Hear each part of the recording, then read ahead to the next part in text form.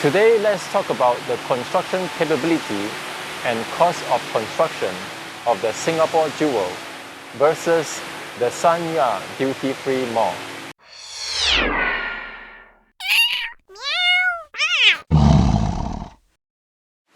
Actually, what made me feel that these two architecture looks very similar is because we can tell that the way that they are built has many similarities. For example, on both their facade, they both used glass and steel structure. Also, the cylinder shape in both architecture looks very similar too.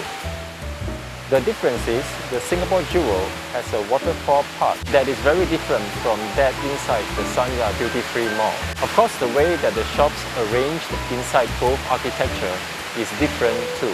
But I think when we are comparing their construction capability and construction price, this is not that relevant. I personally feel that it is very clearly that the Singapore Jewel required a higher construction capability to build than the Sanyang duty-free mall. Firstly, the Singapore Jewel needed to plant many real trees indoor. Real trees that need actual taking care of when they are being planted. The interior environment inside the Sanyang duty-free mall is also very comfortable. Although the Sanyang duty-free mall also require a certain expertise and technical capabilities to build. But what is required for the Sanyang duty-free mall construction team is also being required in the Singapore Jewel. It is only this waterfall which is hanging in mid-air and the glass waterfall flowing non-stop for 24 hours are not required to be built in the Sanyang duty-free mall. This waterfall hanging from mid-air, we can tell that it is being supported by the steel structure that is above it all around, while the cylinder-shaped design in the Sanyang duty-free mall can have its weight supported by the steel structures that made up the shape itself. What truly impresses me actually is the waterfall that is flowing non-stop over a big piece of glass. I came to the Singapore Jewel a few times, and every time I come, I would walk around this full glass waterfall, attempting to look for soldering line to suggest that this structure is built by soldering a few big pieces of glasses together. But I could never find it. So it really looks like this glass waterfall is indeed built by one big piece of cylinder-shaped glass and not pieced together using a few big pieces of glass. This, to me, takes a lot of construction technical expertise.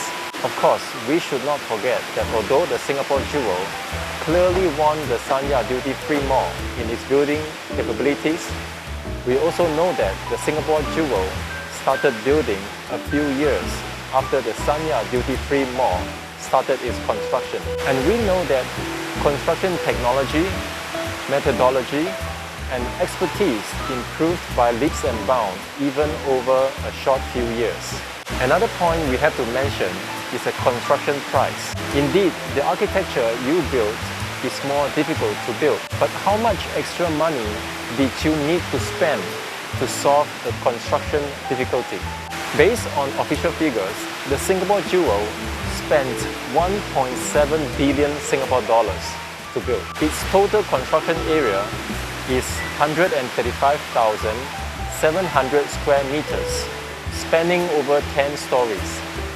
That means the average cost to build 1 square meter is about 12,528 Singapore dollars. The Sanyang duty-free mall cost 5 billion RMB or about 1 billion Singapore dollars to build. Its total construction area is 117,180 meters square, which means its average construction cost is 8,534 Singapore dollars per meter square. Based on these numbers, the Singapore Jewel is more expensive than the Sanyang duty-free mall in terms of average building cost by 46%. So although the Singapore Jewel is harder to build than the Sanyang duty-free mall, but to solve these difficulties in construction, the investors have to spend an additional 46% per square meters. So do you think the extra cost is justifiable? If we do not talk about business model now, and we only look at the building capability to see if this construction cost is justifiable, I personally think that it is. Firstly, there is a huge area above ground of 7 stories that you need to fill it up with real trees.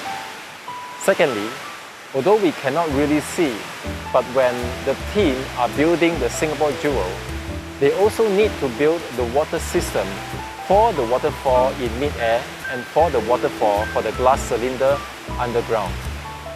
Thirdly, the Singapore Jewel has a total of 10 stories. 7 stories are above ground and 3 stories are underground. The Sanyang Duty Free Mall only has a total of maximum 5 stories if we include the offices and storage spaces underground. So based on my limited architecture understanding, usually the more stories an architecture has, be it above ground or underground, it will pose more challenges to the construction team. Therefore, although the construction cost is more expensive by 46% for the Singapore Jewel, I would say it is worth it. So in this point, I would think that the Singapore Jewel surpassed the original Sanyang Duty Free Mall in terms of construction capabilities and construction price. Next episode, we'll talk about maintenance costs. See you next episode.